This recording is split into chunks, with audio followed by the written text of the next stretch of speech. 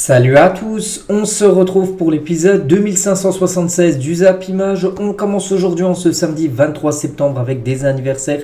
Et tout d'abord celui du sélectionneur marocain Walid Regragui. Il fête aujourd'hui ses 48 ans, bon anniversaire à lui. Et on sait tout ce qu'il a pu faire avec le Maroc là ces derniers mois, c'est fou. N'oubliez pas qu'il a atteint quand même les demi-finales du dernier mondial, bon anniversaire à lui. Il y a également des joueurs qui fêtent leur anniversaire comme Yerry Mina, le nouveau défenseur de la Fiorentina, il fête aujourd'hui ses 29 ans. Hicham Boudaoui, le joueur de l'OGC Nice, il fête aujourd'hui ses 24 ans. Tiens, il y a aussi le petit frère de Jude Bellingham, donc il s'appelle Job Bellingham, il fête aujourd'hui ses 18 ans, donc lui évolue du côté de Sunderland en deuxième division anglaise. On continue, on va parler maintenant de ce qui s'est passé hier soir, vendredi, dans les gros championnats en Europe. Il y avait toujours des matchs avancés pour n'importe quelle journée des gros championnats. Donc tout d'abord en France, donc c'était un derby, c'était le derby de la Côte d'Azur. C'était surtout entre le premier et le deuxième. Monaco, qui était premier avant le match, recevait l'équipe de Nice, qui était second. Et ben c'est Nice qui s'est imposé 1-0 du côté de l'AS Monaco. Donc Jérémy Boga, nouvelle recrue sur le dernier mercato, a été l'unique buteur à la 91e minute de jeu. C'est-à-dire qu'il restait pratiquement plus rien. Et du coup, il permet à Nice de prendre 3 points, très important pour cette suite de ce championnat de Ligue 1. Donc parfait pour l'OGC Nice après avoir battu comme le PSG la semaine dernière, vendredi dernier, au Parc, cette fois-ci gagné à Monaco. Donc voilà, Nice vraiment actuellement, ça va très très fort. Donc les stats de la partie, donc Nice c'est 13 tirs, 7 tirs cadrés et ça fait un but. Concernant l'équipe de Monaco, c'est 9 tirs, 3 tirs cadrés et aucun but inscrit par cette équipe monégasque. Et du coup Nice avec cette victoire, Nice prend la tête de la Ligue 1, c'est eux actuellement les leaders du championnat de Ligue 1, c'est mérité quand on voit tout ce qu'ils font comme ces derniers temps. Donc ça fonctionne très très bien cette équipe niçoise. Donc voilà le 11 qui a commencé titulaire. À noter qu'ils ont joué avec ce maillot de couleur bleue. Donc c'est le troisième maillot qui a été officialisé il y a quelques jours. Et du coup ils l'ont porté hier pour ce match spécial vu que c'était le derby de la Côte d'Azur. Du coup on va parler de Francesco Farioli, le coach de l'OGC Nice. C'est lui qui avait remplacé Didier Digard la saison dernière. Et c'est vrai qu'on en parle très peu de ce coach italien. Mais pour l'instant tout se passe bien. Donc il fait tomber Monaco pour la première fois de la saison. Parce que Monaco est encore invaincu cette saison, invaincu donc en Ligue 1, cette équipe de Nice est leader provisoire de la Ligue 1.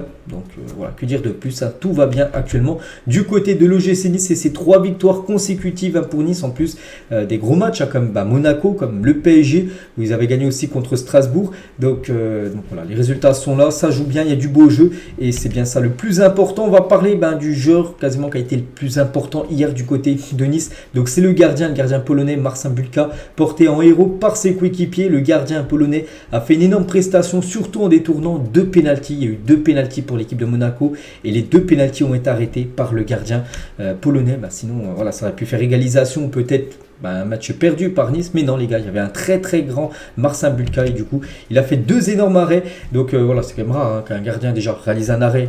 Bon, c'est pas non plus rare, mais voilà, ça arrive de temps en temps, mais en faire 2 lors d'une rencontre, c'est plutôt rare. Donc magnifique, bien sûr, sa prestation hier. Et il a dit sur ces 2 pénaltys arrêtés, je ne savais pas où il allait tirer, c'est juste les sensations. Je savais qu'il en avait raté un l'an dernier avec Reims contre nous. Je me suis rappelé où il avait tiré, il n'a pas changé de côté sur le premier. Sur le deuxième, je ne vais pas tout révéler. Quand tu es attaquant et que tu dois affronter le gardien pour la deuxième fois, c'est un jeu de mental et je l'ai gagné. Donc voilà, donc en gros il est rentré dans la tête tout simplement de Balogun, parce que les deux tirs au but ont été tirés par l'attaquant monégasque. Donc Balogun et Folarin Balogun a complètement raté son match hier soir. Donc 2 pénaltys ratés, surtout 2 arrêts quand même du gardien, et dominé aussi dans quasiment tous les duels par Todibo. Match oublié pour Balogun. On peut voir qu'il a obtenu la note de 2 sur 10 aujourd'hui dans le journal L'équipe. 2 sur 10, c'est même pas un très mauvais match, en dessous de très mauvais match, c'est un match catastrophique de la part de Balogun. C'est vrai qu'il s'est fait manger par Todibo, puis il a 2 pénaltys et il n'en met aucun. Donc un match à oublier pour l'ancien joueur de Arsenal. Et on va parler de Todibo, j'ai dit qu'il a complètement mis dans sa poche Balogun. Donc le match de bonhomme sorti par Jean-Claire Todibo, il a complètement mangé Balogun, puis a bien géré l'entrée de Ben Yedder qui est rentré à sa place. Donc l'international français monte en puissance. Voilà, vraiment Todibo actuellement c'est du haut niveau. Toujours sur ce derby de la Côte d'Azur, donc stade quasiment vide pour un derby entre le premier et le troisième de notre championnat. C'est vraiment triste, c'est vrai que c'est dommage de voir. Après on sait que du côté de Monaco, le stade Louis II, c'est rare de le voir à guichet fermé à ce stade, mais c'est dommage parce que c'était quand même un duel de haut classement. Puis voilà, le stade n'était pas rempli à 100%. Du coup, classement, ça donne quoi? Donc l'équipe de Nice actuellement leader provisoire de ce championnat avec 12 points. Monaco deuxième, 11 points. Brest troisième avec 10 points. Donc si Brest s'impose aujourd'hui contre Lyon, ils auraient 13 points, ils seraient actuellement leader de la Liga. Voilà, si ça impose. Donc il y a Marseille aussi, donc Marseille qui est avec 9 points à la 4e position et le PSG avec 8 points à la 5e position. Donc même si le PSG s'impose demain contre l'Olympique de Marseille, ils ne seront pas leader de ce championnat de Ligue 1. Donc Lyon 16e place et Lens à la 18e place bien sûr de ce classement de la L1. On quitte le championnat français, il y a aussi des autres matchs dans les autres ligues. Tout d'abord en Espagne, Alaves contre Bilbao et c'est Bilbao qui fait la bonne opération s'imposant 2-0 du côté de Alaves. On peut voir les stats de la partie. Pourtant Alaves 5 tirs cadrés mais aucune a fini au fond des filets, alors que Bilbao moins de tirs cadrés, 3 tirs cadrés mais 2 buts pour les Basques. Et du coup Bilbao avec cette victoire monte sur le podium, sont actuellement 3e de la Liga derrière le Real et le Barça.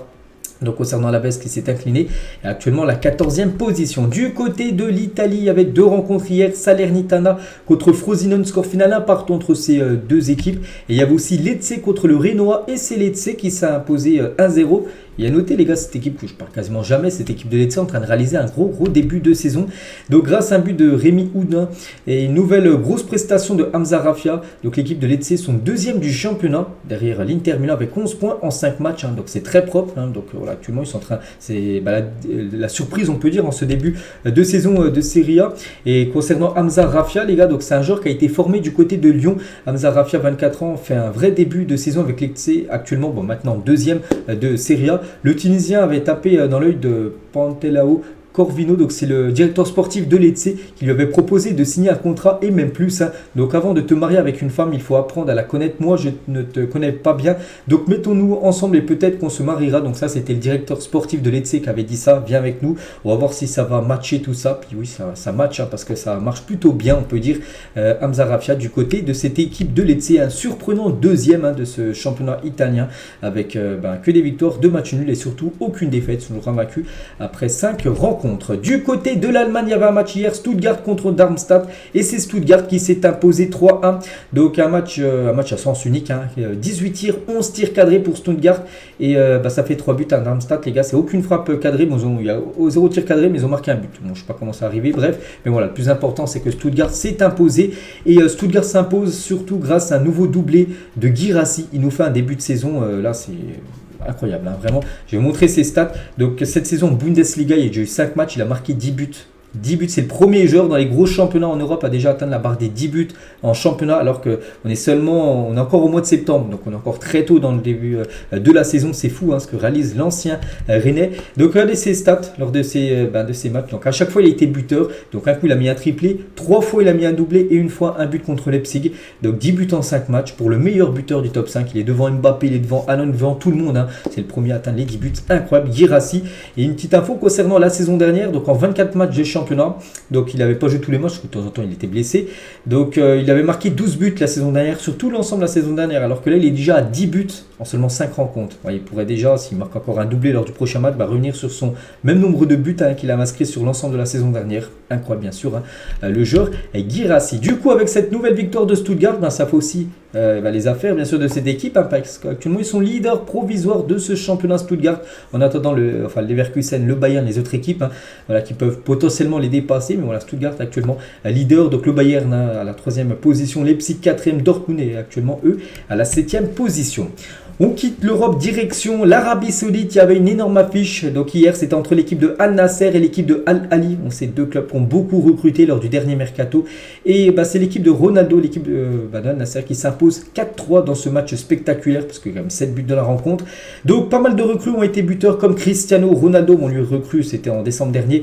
Donc doublé pour Ronaldo. Franck Kessié, ancien joueur du Barça, buteur. Riyad Mahrez, également buteur concernant l'équipe de Al Ahly. Donc voilà, c'est surtout Al Nasser qui fait la très bonne opération. Donc les stats du match, donc j'ai pas vu le match, mais on peut voir que Al Ahly a plutôt dominé l'équipe de Al Nasser avec plus de tirs cadrés, 9 tirs cadrés pour Al Ahly, 3 buts, alors que l'équipe de Al Nasser c'est 7 tirs cadrés, moins de tirs cadrés, mais plus de buts inscrits. Ils ont été plus efficaces, l'équipe de Cristiano Ronaldo. Donc voilà le scénario du match. Donc il y avait 2-0, ensuite c'est monté à 3, ensuite c'est monté à 4-2, puis ça a fini du coup à 4-3, cette rencontre spectaculaire. Et pour parler de Ronaldo, j'ai dit un capitaine de l'équipe de Al Nasser et surtout buteur, même double buteur, Cristiano Ronaldo face à Al Ahly. Et cette saison c'est pas mal, et c'est même plutôt très très bien son début de saison. Donc en championnat saoudien je vous parle, donc c'est 6 matchs et déjà 9 buts inscrits et 4 passes D. Donc le début de saison est vraiment XXL quand même, il est décisif ça fait combien, sur 13 buts en 6 matchs Cristiano Ronaldo. Je ne sais pas si vous vous rendez compte, c'est-à-dire qu'il est décisif quasiment 2 fois par match. Voilà, but ou passe D bien sûr compris. Donc voilà, bien sûr, là c'est la haute performance pour Cristiano Ronaldo. Et donc c'est son 853e but dans sa carrière. Il est à 850 là, il y a quelques semaines. Donc déjà 3 buts de plus lors des 2 derniers matchs. Et 853 pour CR7.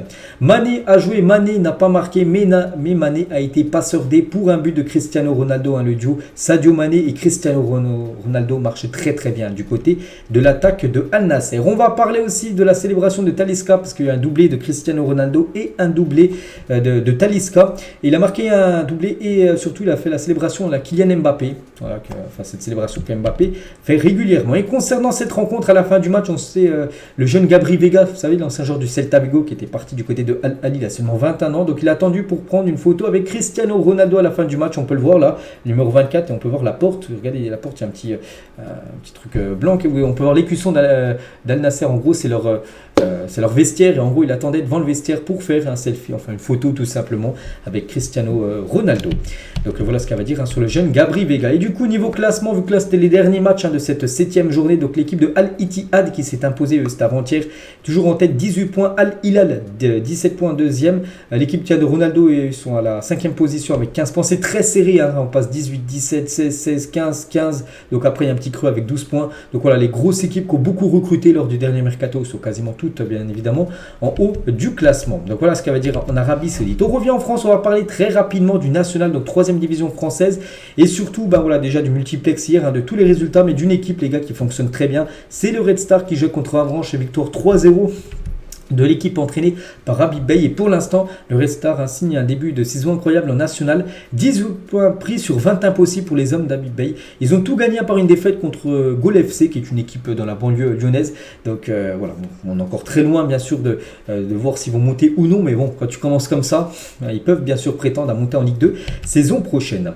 On va parler aussi de l'équipe de France féminine qui joue un match hier de Ligue des Nations. C'était contre le Portugal et c'est une victoire pour les Françaises, une victoire 2-0 pour leur premier match. Félicitations à elles. Et il y avait aussi l'Espagne qui joue son premier match, parce que l'Espagne, depuis la victoire en Coupe du Monde, c'est qu'on a beaucoup parlé, vous savez, avec Luis Rubiales, tout ça. Donc elles jouent contre la Suède. Elles ont battu 3-2 les Suédoises pour leur premier match de Ligue des Nations à cette équipe espagnole.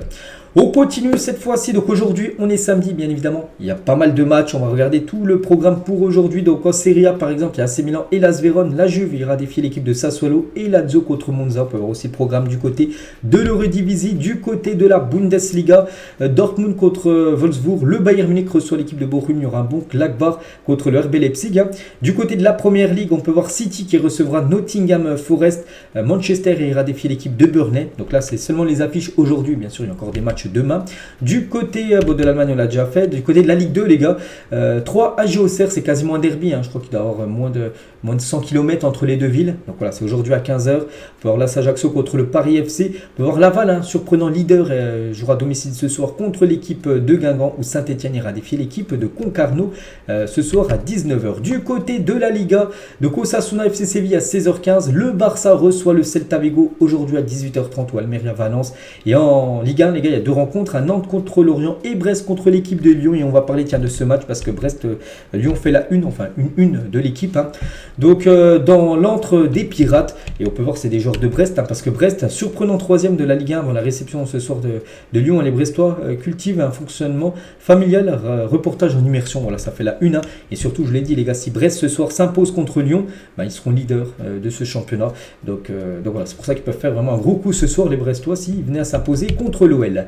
Et l'autre une, cette fois-ci, la une version Olympique de Marseille. Donc l'OM joue pas aujourd'hui, ils joueront demain soir contre le PSG, c'est le classique. Et faux départ en une de l'équipe version OM.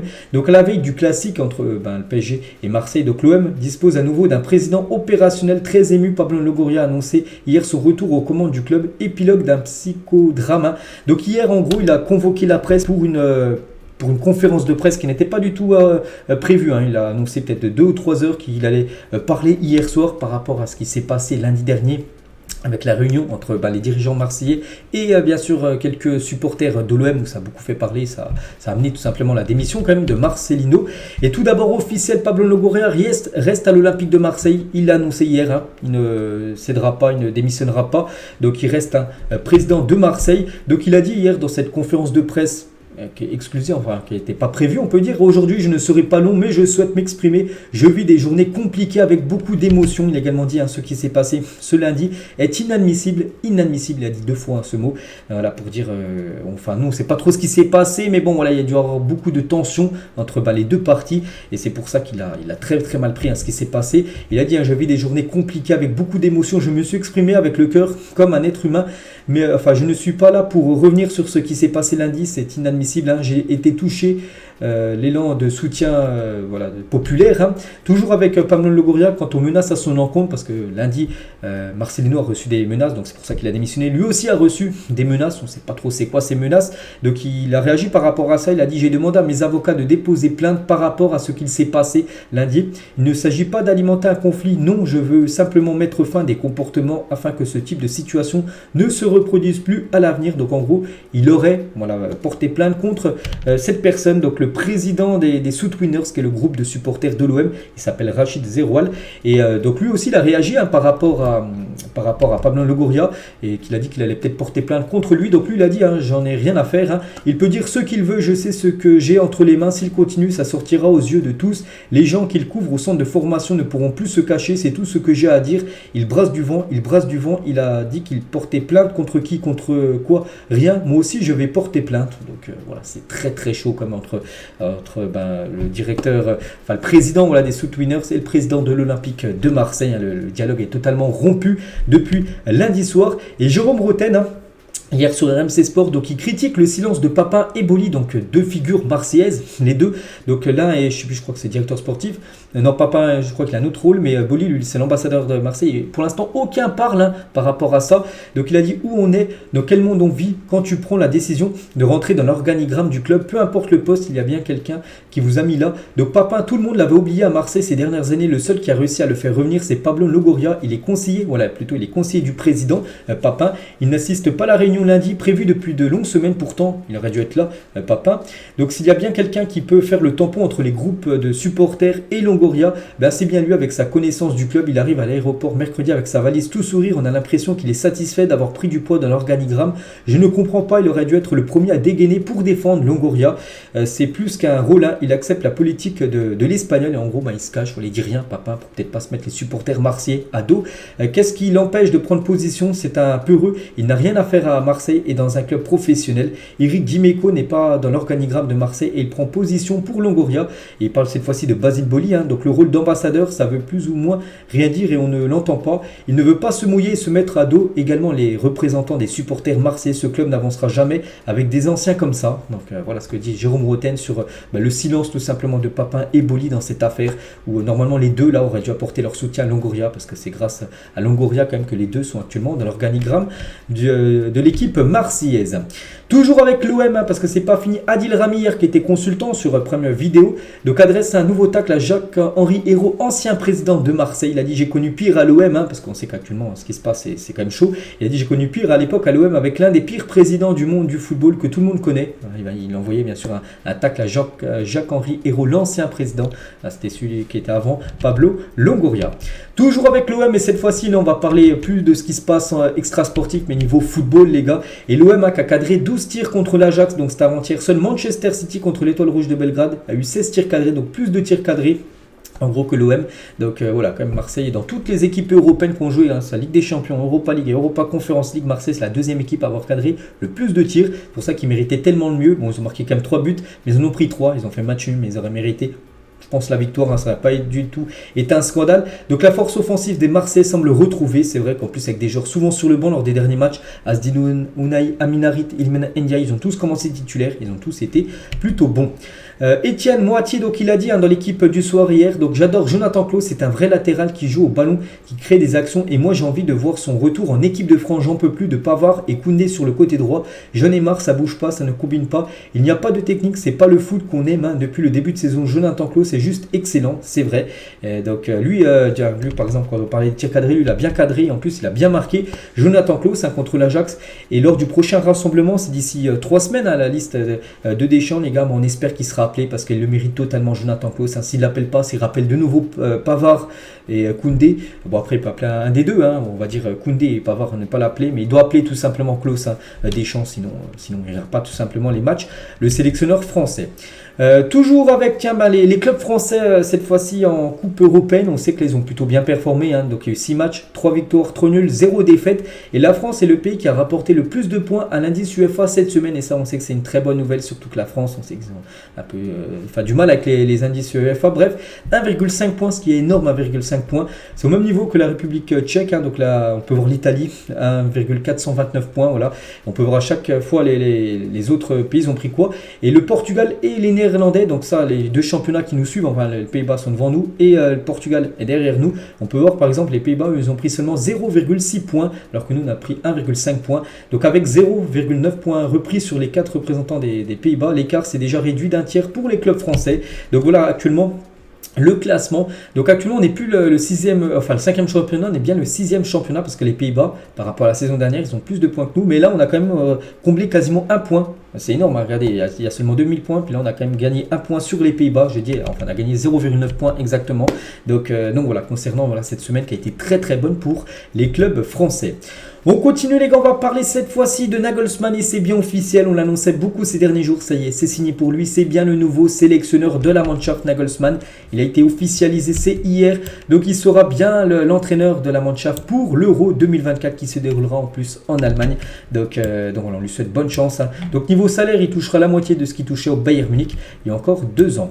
On va parler de Sergio Ramos, c'est coup dur pour Ramos, le rapport médical de Sergio Ramos et Mariano Diaz, donc en gros les deux sont blessé. Surcharge musculaire pour Ramos qui est forfait du coup pour le match aujourd'hui contre l'équipe de Osasuna. Donc voilà, concernant le joueur espagnol. Concernant un autre joueur espagnol également blessé, c'est Dani Carvajal qui avait déjà été forfait lors du match contre Union Berlin.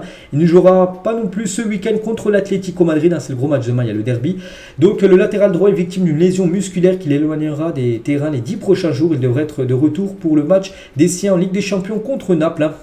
Ce match est prévu, donc pas le mardi là qui arrive, le mardi prochain, parce que là, la semaine prochaine, il n'y a pas de Ligue des Champions. Il y a des matchs de championnat, je crois qu'il y a 2 championnats qui jouent, je ne sais plus c'est lesquels, et puis après, ça sera la LDC qui reviendra d'ici 2 semaines, il reviendra pour ce match-là. Dani Carvajal. Concernant Jude Bellingham à l'entraînement, on peut voir qu'il a dû quitter l'entraînement parce que ce vendredi, hier, pour des problèmes d'estomac, donc pas de souci, devrait bien être présent pour le match de demain, mais il n'a pas fini l'entraînement à 100%. Jude Bellingham. On va parler aussi d'Elie Wahi, très incertain pour le match face à Toulouse demain. Donc il y a Lens-Toulouse demain. Et du coup, il pourrait être forfait, Elie Wahi. Donc il a une gêne musculaire. Donc Aïdara sera lui absent concernant cette rencontre.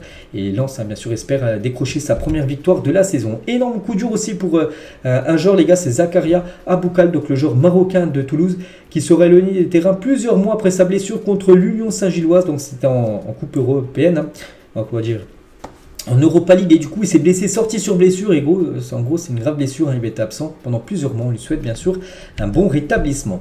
Lui aussi il était blessé, donc lui sans s'inverse il revient, et ça c'est une bonne nouvelle à chaque fois qu'un joueur blessé revient à la compétition, enfin déjà l'entraînement pour l'instant. Donc victime d'une blessure au disque jambier en mai dernier, ça date, donc Benoît Badiachil a repris l'entraînement collectif avec Chelsea, annonce le club londonien. Donc ça c'est une bonne nouvelle. Bon, il ne jouera pas ce week-end, déjà il reprend l'entraînement collectif d'ici 2 semaines à peu près, on pourrait le revoir peut-être après la trêve internationale. Le Paris Saint-Germain a évité la catastrophe de peu concernant le transfert de Randal Kolo Muani qui s'est joué. Ça a été une question de seconde en gros. Donc le transfert de Randal Kolo Muani a été bouclé à la dernière minute du mercato, soit à 22h59. Pendant que celui-ci était sur le point de capoter, le joueur n'était pas conscient de la situation. Randal Kolo Muani réalisait des photos, interviews, essayait de costumes. Après avoir déjà signé son nouveau contrat, quand en interne le PSG redoutait un nouveau raté à la Hakim Ziyech. On se souvient, Hakim Ziyech, c'était en janvier dernier. Donc il a failli venir, puis du coup il n'était pas venu, le PSG le voulait. C'était juste Chelsea qui n'avait pas envoyé à temps les documents, et du coup le transfert n'avait pas pu se faire. Et en gros, le PSG redoutait la même chose avec Kolo Muani. Du coup, ça a pu se faire. Les documents sont bien arrivés de Francfort, vraiment dans les dernières minutes de la date butoir pour la fin du mercato. Donc le vice-champion du monde n'est pas passé loin de devoir revenir à Francfort. En plus, il avait dit qu'il voulait venir au PSG, tout ça. Il était déjà mis de côté par les supporters qui commençaient déjà à le critiquer. Ça aurait été très compliqué pour lui de rejouer, bien sûr, du côté de Francfort, mais tout s'est bien passé. Bien sûr, il a signé du côté du Paris Saint-Germain. Voici la première photo du maillot collector du FC Barcelone pour célébrer les 125 ans du club. Donc c'est un partenariat entre Nike et Pata. Et du coup ça fait ce maillot là. Bon après est-ce qu'il est beau ou non, j'en sais rien. Chacun son point de vue sur ce maillot. Bon après moi c'est une note sur 10. Je partirai seulement sur un 3 sur 10. Bon je le trouve pas sensationnel. Manchester United demande toujours des excuses de la part de Sancho qui souhaite également qu'il s'explique et directement avec Erik ten Hag et son staff afin de terminer ce feuilleton. Donc le joueur ne s'est toujours pas excusé d'après Fabrizio Romano. C'est que c'est chaud entre Sancho et Erik ten Hag actuellement. N'oubliez pas qu'il s'entraîne même plus avec l'équipe première, il s'entraîne avec la réserve, les U23 du club. C'est dommage, c'est un joueur quand même qui a été acheté 95 millions d'euros. Encore, c'était quand il y a 2 ans. Donc voilà, concernant la situation de Sancho, et on l'écarte pas sur peut-être un départ. J'ai vu beaucoup de rumeurs, peut-être que le Barça serait intéressé peut-être pour l'avoir en prêt pour la deuxième partie de saison, on verra. Le jeune Warren Zaïre-Emery se satisfait de son numéro 33 au PSG parce qu'il y en a qui lui disaient, vu que Verratti a quitté le club et vu que le 6 est dispo, pourquoi tu récupères pas le 6, il a dit. Donc il répond que 3 plus 3 ça fait 6, non, il a le 33 dans le dos. Donc c'est peut-être qu'il dit, voilà, 3 et 3 ça fait 6 avec un trait d'humour. Donc après, voilà, pour l'instant il veut pas prendre le 6, peut-être un jour il prendra ce numéro 6 qui est libre actuellement du côté de Paris. Vincent Volpe donc aurait relancé la vente du Havre et espérait 40 millions d'euros après la montée en Ligue 1 et ses droits TV. Donc voilà, le Havre, enfin le club du Havre est en vente parce que le président, le propriétaire actuel souhaiterait tout simplement vendre le club. Daniel Levy, donc lui c'est le président de Tottenham, il a dit j'ai fait une erreur avec Mourinho et Conte. C'est tous deux de super managers mais pas fait pour ce club de Tottenham et la manière dont ils veulent gagner est différente de la manière dont nous avons besoin de gagner. Donc voilà, on sait que ça a été 2 flops, que ce soit Mourinho ou même Antonio Conte du côté des Spurs. On va parler du Real Madrid qui totalise maintenant 500 millions d'abonnés dans l'intégralité de ses réseaux sociaux et c'est un record. Ils sont devant le Barça qui est pas 500 mais ils sont en dessous.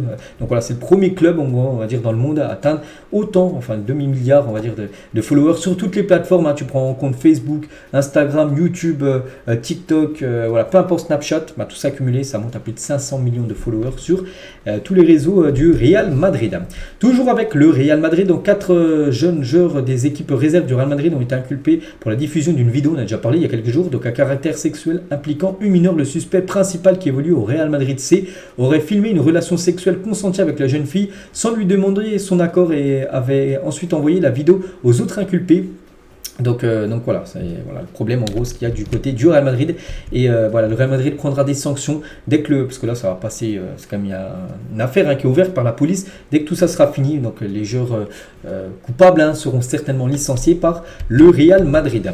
Toujours avec le Real Madrid, donc Zinedine Zidane, un ancien numéro 5, maintenant il y a le Jude Bellingham bien sûr qui est avec le numéro 5, mais à l'époque c'était Zizou qui avait le 5 avec Thierry Henry, 2 anciens joueurs de l'équipe de France lors d'un match par exemple entre les Gunners et le Real Madrid en LDC il y a quelques années. Tiens, toujours avec Zinedine Zidane, donc il a reçu son nouveau eSport FC qui est sorti officiellement, donc voilà son coffret bien sûr avec son magnifique but là, parce qu'on peut voir sur la jaquette c'est son but en finale de Ligue des Champions, c'était contre le Bayer Leverkusen et toujours sur eSport FC le jeu est sorti, bon il y en a déjà qui jouent depuis hier et regardez, ils ont déjà des équipes comme ça les gars avec des équipes de fous, regardez comme il y a déjà une légende comme Ricardo Kaka, il a déjà des énormes joueurs, surtout que le jeu est sorti enfin officiellement en bout par exemple Carrefour il sort la semaine prochaine, mais il y en a si tu l'as précommandé tu peux déjà jouer depuis je crois c'est avant-hier ou hier et il y en a ils ont déjà des équipes comme ça, donc c'est quand même fou, seulement quelques heures de l'ouverture du jeu.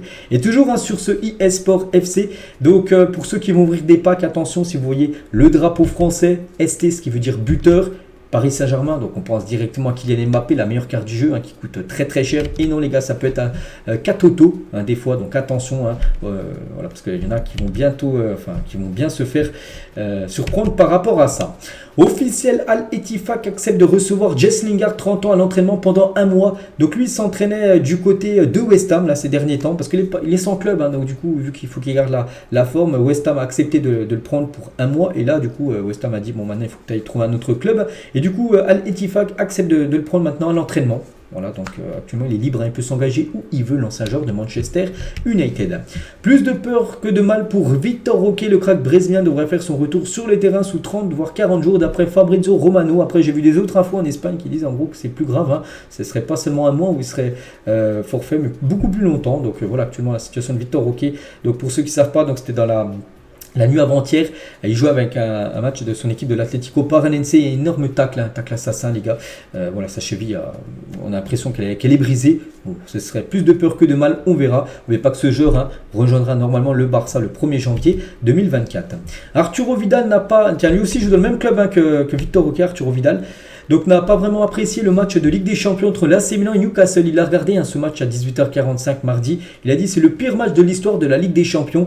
C'est bon, les imbéciles de Milan avec Newcastle m'ont rendu malade. Je ne comprends pas Newcastle. Ils sont 4e du championnat, mais ils ne font rien. C'est dégoûtant. Ils ont de la chance car ils ne savent que courir. Sinon ils ne seraient pas là. Donc voilà ce qu'il a pu dire sur son live Twitch parce qu'il fait pas mal de live Twitch. Arturo Vidal. On va parler de Xavi.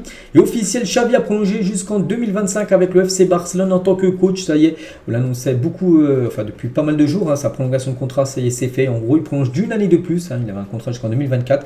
Et du coup, jusqu'en 2025, plus une année en option. Donc voilà, concernant Xavi, il y a une petite info, il double son salaire.